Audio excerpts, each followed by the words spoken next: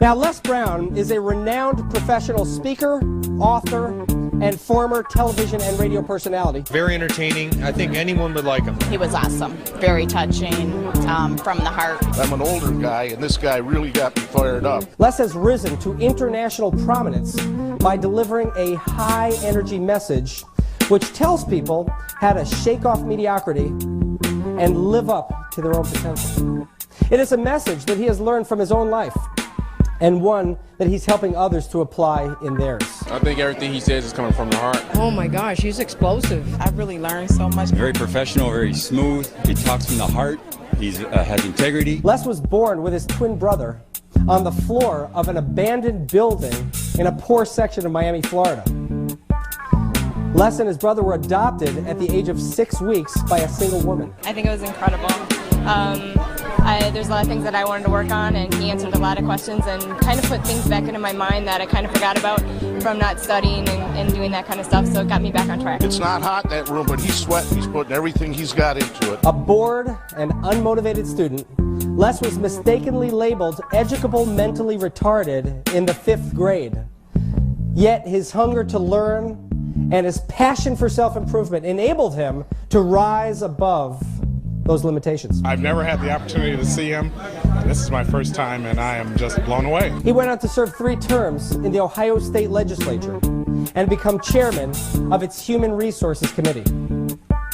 Today, Les Brown conducts seminars and motivational speeches for Fortune 500 companies and organizations around the world. He's not serious about everything. That's what kind of makes everybody relate to him. My mind did not wander one bit today. He's just an outstanding person, and you can tell he speaks from the heart. Inspirational. Wonderful. He is a recipient of the National Speaker Association's highest honor, the Council of Peers Award of Excellence. In addition, he was selected one of the world's top 5 speakers by Toastmasters International and is recipient of the Golden Gavel Award. Les is known internationally for his ability to inspire and motivate through his public presentations, PBS TV specials, audio and video learning programs, and best-selling books. It's awesome. I just absorbed everything. As an authority on understanding and stimulating human potential, his messages change lives. Ladies and gentlemen, please join me in welcoming Les Brown.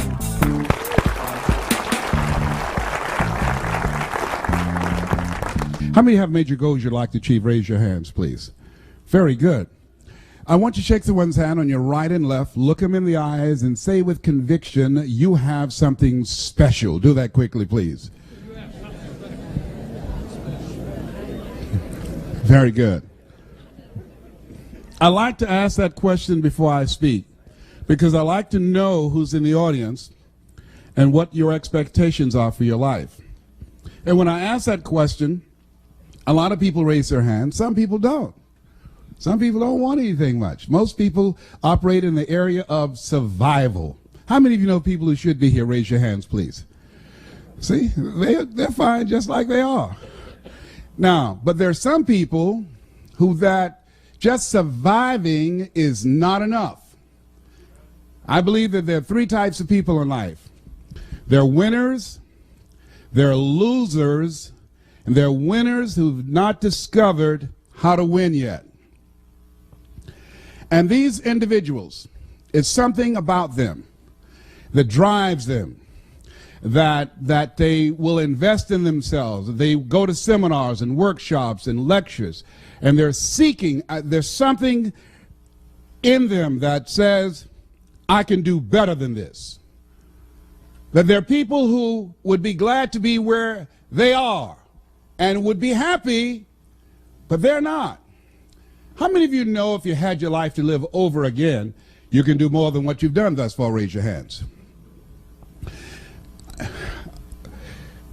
I was reading a story about George Bernard Shaw, who was a very brilliant man in his day, and I love to quote him. But one of the things that was asked George Bernard Shaw that really resonated with me at the end of his life, somebody asked him, if you had to be anybody in the world, anybody throughout history, if you had the power to be born again, who would you like to come back as? And without blinking, he said, I'd like to be born as the man I never was. I like to be the man I never was, that I never became. Seeking to connect with that person. There's another person here that you're looking at. There's somebody else back there. And every chair in this place, there are two people in this place in every chair. You're in the chair with somebody else. There's another person back there. You know they're back there.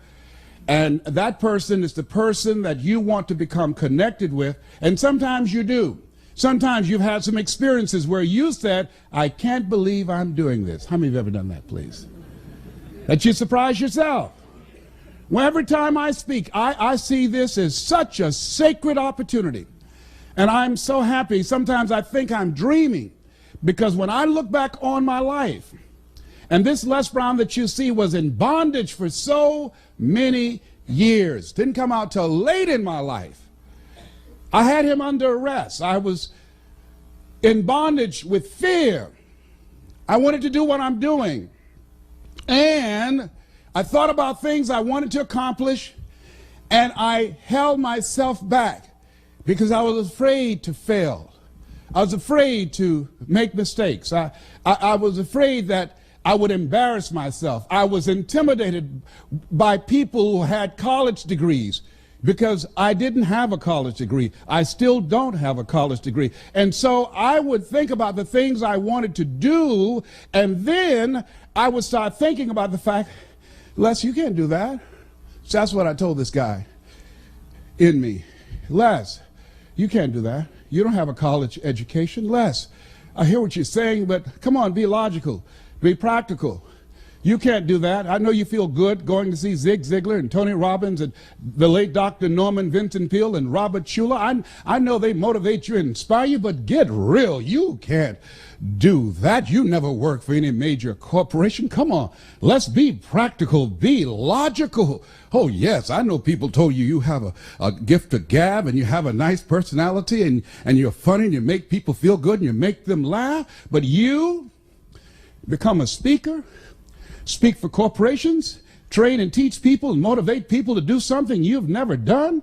You're not rich. You're not successful. You don't have any books. You don't have the resources. You don't know the people. You don't have the contacts. You can't do that, Les Brown. See, my heart said I can do that. When I looked at my dream and saw someone doing what I love to do, I love to help people. How many love to help people? And my heart said, I can do that. And then I made a critical mistake. I asked how. The mind became operative. The mind came up front and said, Les Brown, I heard what your heart said, but I want to ask you, how will you do that? And so I went from my heart to my mind, and I tried to figure it out. How would I do that? At that time, I wanted to earn $1,000 an hour. My mind said, do you make $1,000 a week? I said, no. Okay. Have you ever done this before? I said, no. Okay. Well, I'm not saying you can't do it, but let me ask you some other questions, all right? Have you any contacts with anybody that can teach you how to do this? No. Okay, well, maybe there's something else. Do you have the money? No. Do you have the credentials? No. Will anybody stand up for you and say, oh, he's done it for me and I know he's good? No. Well, let me ask you, do you really think you could do this? No. There's an African proverb that says, if there's no enemy within, the enemy outside can do you no harm. How many of you ever thought about something you wanted to do? You felt it in your heart. You couldn't explain it. You felt it in your heart. And you talked yourself out of it. Raise your hand if you know what I'm talking about. I talked myself out of it. No one did it to me but me. The forte brutus is not in our stars, but in ourselves, that we are underlings. My first major goal was I wanted to buy my mother a home. And I achieved that. I'm adopted. I feel like Abraham Lincoln, who said, all that I am and all that I ever hope to be, I owe to my mother. Saw a sign once that said, God took me out of my biological mother's womb and placed me in the heart of my adopted mother. My mama was a good woman. She adopted 7 children. Mama only had a 3rd grade education, but I admired her character. I admired her personality. She never met strangers. Mama met you right now. She would talk your head off. You know, she was a funny woman. She always had a sense of humor. Mama walked fast. We walked with Mama downtown. We had to hold her dress. Mama would walk fast. We trying to keep up with Mama.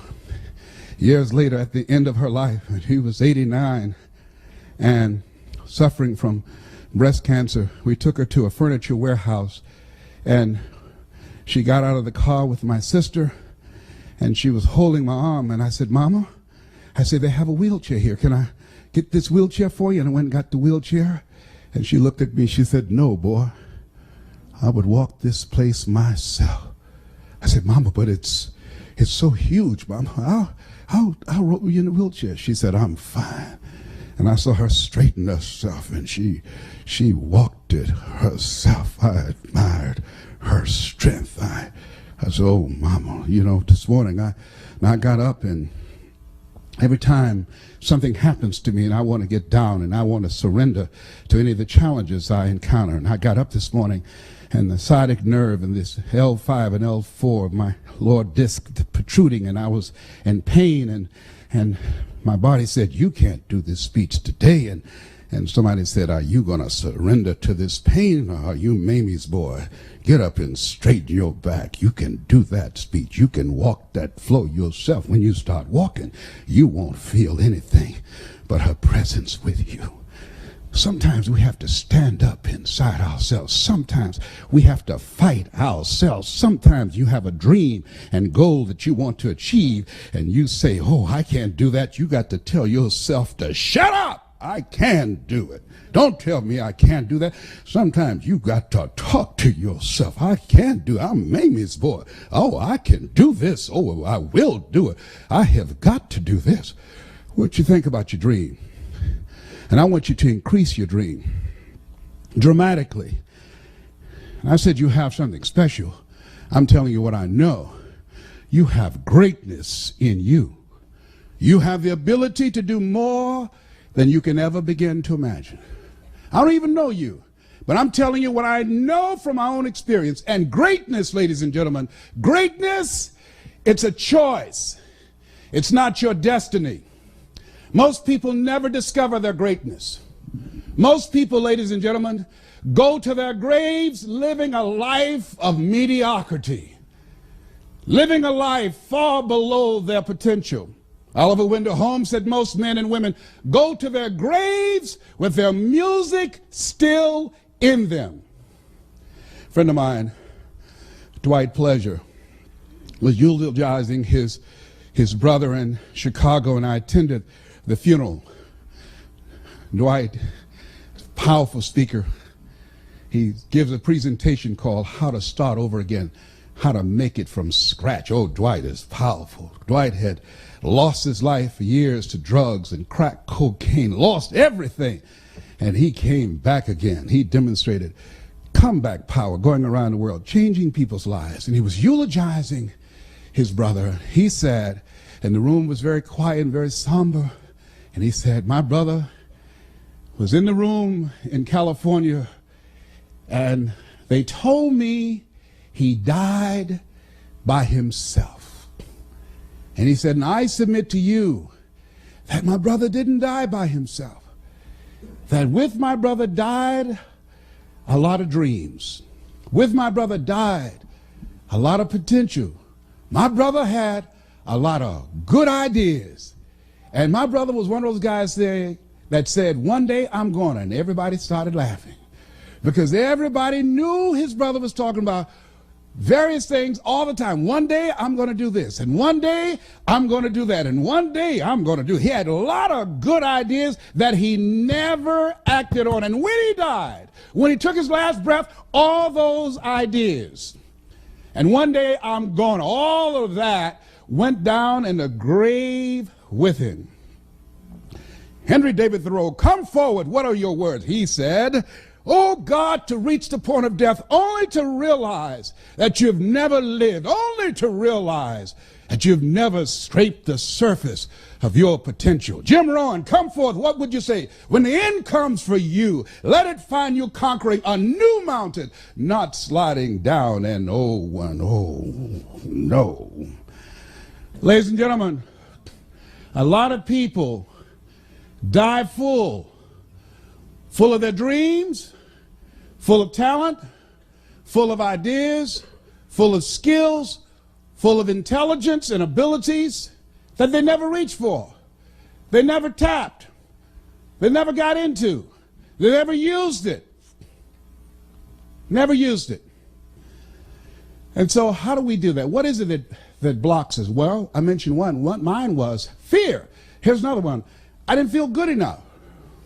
I was comparing myself to other people. I didn't feel, because I didn't have a college education, and based upon my failures and disappointments in the past and things that I'd attempted to do and they did not work out, I built a very practical, realistic, logical case on why I couldn't have my dream. And so I want whatever dream you have, I want you to expand it, I want you to increase it, and I want to warn you, don't ask yourself how you're going to do it. How is none of your business. Don't get trapped there. And don't worry about failing. You're going to fail. You're going to make some mistakes. You're going to look stupid. Why? It's called life. Write this down. Make it okay to fail. Goethe says, that which does not kill you will make you stronger. See, well, I found that, as the saying goes, most people fail in life not because they aim too high and miss.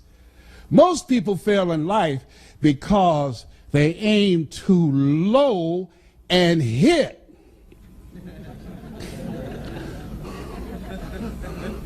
And many don't aim at all.